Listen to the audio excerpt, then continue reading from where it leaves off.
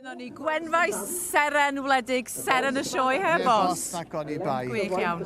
Diwrnod i'w gofio mewn gymaint o wahanol lefydd. Dwi'n meddwl am llwyddiannau teulu Kevin Thomas efo'r Charolais, Gethin Lewis yn ben campwr newydd yn y shed gneifio, a Ceredigion yn dod i'r brig efo'r ffermwyr ifeg, a Dorian wrth gwrs am Meirion a'r seren wledig. O, ti'n bod, pawb yn mynd o yma o'r sioe ar ôl wythnos o fwynhau a joio gyda atgofion i'w trysori. Mae'r cystadlu wedi bod mor bwysig, ond mae'r elfen gymdeithasol a mae rhywun yn teimlo lenni bod y sioe yn ôl yn ei hanterth yn dydi. Yn union, mae'r cymdeithasu o gwmpas y maes wedi bod yn mor braf i weld, a jyst gymaint o atgofion hyfryd i bawb wrth i ni fynd o yma. Sôn am gymdeithasu, wel eisiau ffrind i chdi'n gynharach, Thomas Bull. O, siwt oedd, Thomas. Cofio oto ti'n arw iawn. O, da iawn. Oedd, mae o'n o reis. Ie, a wedyn, esi wedi bod yn siopio li. O, reit, da teithio. Mae'n diwrnod cael souvenirs heddiw. Wedyn, flwyddyn nesaf mae'n sioe'r Cardis. O, di wir. Mae hwnna'n limited edition. O, di e? Hanner cant sydd wedi gwneud.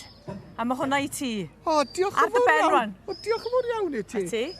Rhywbeth i gofio felly. Mae'n bach yn boeth heddiw. Erbyn y ffair ea.